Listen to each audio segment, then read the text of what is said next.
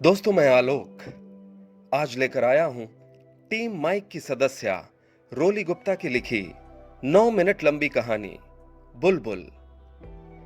बुलबुल प्रेरित है एक जिंदगी से और उसमें घटी कुछ सच्ची घटनाओं से। इस कहानी की प्रेरणा है कृतिका उर्फ बुलबुल और ये कहानी है सपनों की, खुद में विश्वास की और विश्वास से उपजी उड़ान की। पेश करता हूं बुलबुल। आई एम बुलबुल। मैं अपनी ही आवाज सुन के चौंक उठी। इतने बड़े ऑडिटोरियम में माइक से गूंजती हुई आवाज, सामने बैठी सैकड़ों विदेशी आंखें जो मुझे सुनना चाह रही थीं। उसे एक पल में सारी की सारी जिंदगी आंखों के सामने फ्लैशबैक में चल उठी। पापा ने बड़े प्यार से नाम रखा था बुलबुल। लोग कहते हैं नाम का असर जिंदगी पर भी पड़ता है, तो बचपन से ही विश्वास हो गया था मुझे तो उड़ना है। कानपुर की एक टिपिकल ज्वाइंट फैमिली में जन्म हुआ था और जैसा कि बनियों की फैमिली में होता है, एक शब्द अक्सर बचपन में सुनाई पड़ता, बंटवारा। मतलब समझ में नहीं आता था, पर फर्क जरूर समझ में आया जब यह बंटवारा हो गया। मेरे पापा फैमिली बिजनेस से बाहर हो गए थे और उनके मुस्कुराते चेहरे के पीछे के स्ट्रगल्स को समझ नहीं पाती जब वो कहते सब ठीक हो जाएगा बेटा। फर्क तब समझ में आता जब अपनी ही ज्वाइंट फैमिली में टोका टाकी होती। अरे बच्चों की दाल में कोई इतना घी डालता है क्या? मां के चेहरे का अपराध बोध सही से नहीं समझ पाती थी तब। त्योहारों पर भी बड़े कजिन्स के उतरे हुए कपड़े पहनने होते। पहले पहल तो कुछ अजीब नहीं लगता था, लेकिन उन्हीं कजिन्स का मेरा मजाक बनाना हर रोज एक बुरी याद मन के डब्बे में इकट्ठा करती चली जाती थी। बस पापा थे जो जब भी मुझे परेशान देखते बस इतना पूछते, क्या नाम है तुम्हारा? मैं कहती बुलबुल। वो मुस्कुरा कर कहते, फिर क्यों परेशान हो, तुम्हें तो उड़ना है। मुझे बड़ा अच्छा लगता खुद को उड़ता हुआ सोचकर। हां, एक बात समझ में आ गई थी कि पैसा जरूरी है। ये समाज पैसे को ही इज्जत देता है, तो इतना तो तय कर लिया था कि पैसे के लिए कभी किसी का मुंह नहीं देखूंगी।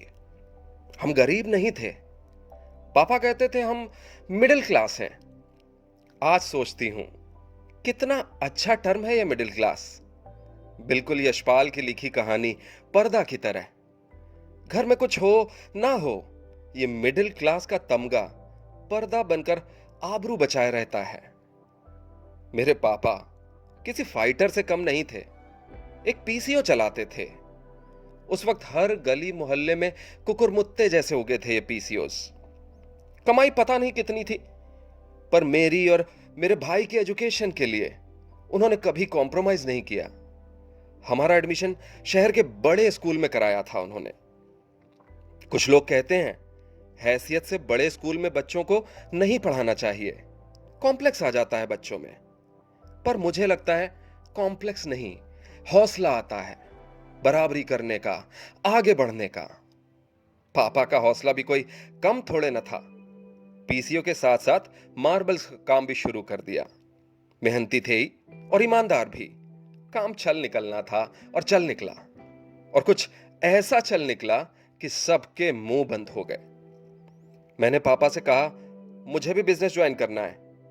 कभी रोका नहीं था पापा ने किसी चीज के लिए। इसके लिए भी नहीं रोका। बस मेरा एडमिशन करा दिया बीबीए में, और मैं उनका हाथ बटाने लगी बिजनेस अकाउंटिंग में, सेल्स में, परचेजेस में। मेरे पंखों को नई उड़ान मिल गई थी। जिस पैसे को लेकर मन में इतनी फांस थी, आज खुद को जब पैसा बनाते देखती खुद पर ही नाज होने लगता। सब कुछ पटरी पर आ गया था। फिर मेरी शादी के लिए रिश्ता आया एक दिन। सब लोग बहुत खुश थे। मेरा भाई मुझे छेड़ रहा था और मेरे मन में भी नई किस्म की गुदगुदी होती थी। घर में खुशियां मनाई जाने लगी। लड़का, घर, परिवार सब अच्छा था। क्या चाहिए था? और थोड़ा सा दहेज मांग रहे थे। समाज की प्रथा है, सबको एक्सेप्टेबल था। सारी रस्में शुरू होने लगी। शादी के लिए एक पंडाल भी बुक कर दिया गया था। एक दिन लड़के ने मुझसे बोला फोन पर, बुलबुल, ये क्या सुबह शाम बिजनेस की बातें करती रहती हो? अरे आगे चल के घर संभालना है तुम्हें, इतना बड़ा कारोबार है हमारा, सब कुछ है हमारे पास। छोड़ो ये बिजनेस की बातें, अब घर पर ध्यान दो। एक सन्नाटा छा गया मेरे मन में। न जाने न जाने क्यों मुझे ऐसा लगा कि मैं किसी पिंजड़े में कैद होने जा रही हूं। सोचती रही रात भर, क्या करूं क्या ना करूं। तोड़ दूं रिश्ता तो फिर लोग मुझ पर हंसेंगे और मैं खुद ही इस बार कारण दूंगी उनको अपना मजाक बनाने के लिए। कुछ फैसला नहीं कर पा रही थी। रात भर करवटें बदलती रही, पता नहीं कब नींद आई कब जागी। लेकिन सुबह उठकर सबसे पहले पापा के पास गई। पापा को सब कुछ बता दिया। पापा बोले, बेटा क्या नाम है तुम्हारा? बस मुझे कुछ और जानने की सुनने की जरूरत नहीं थी। मन के ऊपर रखा बोझ मानो चुटकियों में पिघल गया। पापा ने मुझसे मना कराया उन्हें, रिश्ता तोड़ दिया मैंने। लोगों ने बोला, पता नहीं क्या चाहिए इस लड़की को, अरे इंग्लैंड की महारानी है क्या? फिर वही बचपन के दिन याद आ गए थे, वही गुस्सा, वही चिढ़ और एक जिद कि मैं अपनी पहचान बनाने के लिए किसी और के नाम का इस्तेमाल क्यों करूं। मुझे पैसे नहीं चाहिए, पैसे तो मेरे पीछे भागेंगे। मां परेशान थी, पर पापा पापा तो बुद्धा जैसे शांत, स्थिर, संयत। और मेरा छोटा भाई हनी, उसे कुछ समझ नहीं आ रहा था क्या हो रहा है। बस वो आया, मेरे गले लग गया और फिर से मुझे एक नया जुनून मिल गया, फिर से आगे बढ़ने का। बस मुझे उस माहौल से बाहर निकलना था। मैं लग गई अपनी नई जर्नी के लिए। मैंने एडमिशन लिया एमबीए इंटरनेशनल बिजनेस में कार्मेल कॉलेज बेंगलोर। और फिर शुरू हुई मेरी एक नई यात्रा, जिंदगी के 2 सबसे खूबसूरत साल, जहां मैंने न जाने कितना कुछ सीखा, सिखाया भी, समझा, दुनिया को एक नए नजरिए से देखा, एक इंडिपेंडेंस पाई और नए नए दोस्त बनाए।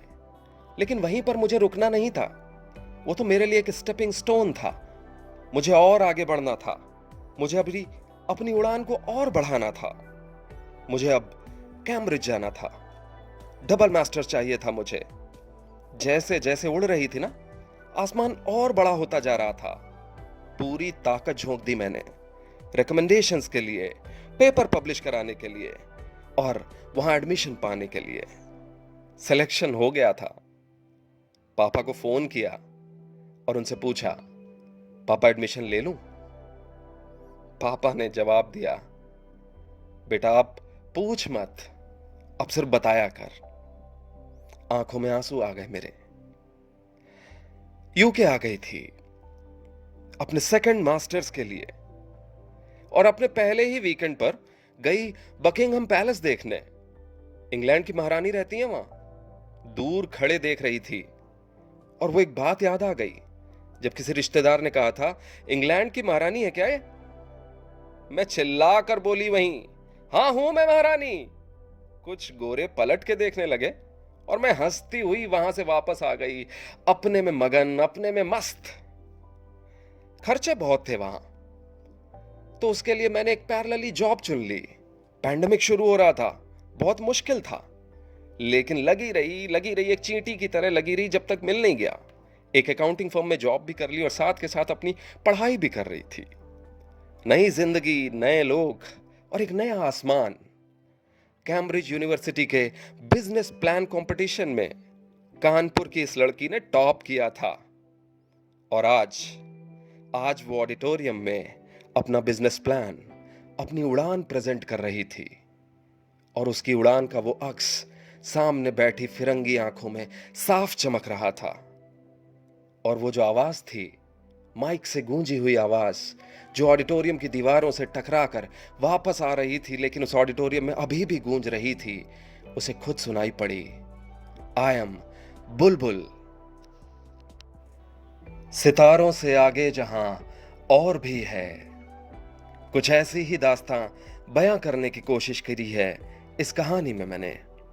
उम्मीद करता हूं बुलबुल की मिसाल हौसला देगी हम सभी को। अगर आपको अच्छी लगी है ये कहानी तो अपने कमेंट्स जरूर दीजिएगा। और हाँ, सब्सक्राइब भी कीजिएगा मेरा YouTube channel your mike with Alok, so that आपको टाइमली नोटिफिकेशंस मिलते रहें जैसे जैसे मैं अपनी कुछ रचनाएं उसमें अपलोड करूं। फिर से मिलूंगा बहुत जल्दी। तब तक के लिए stay safe, stay tuned and keep shining.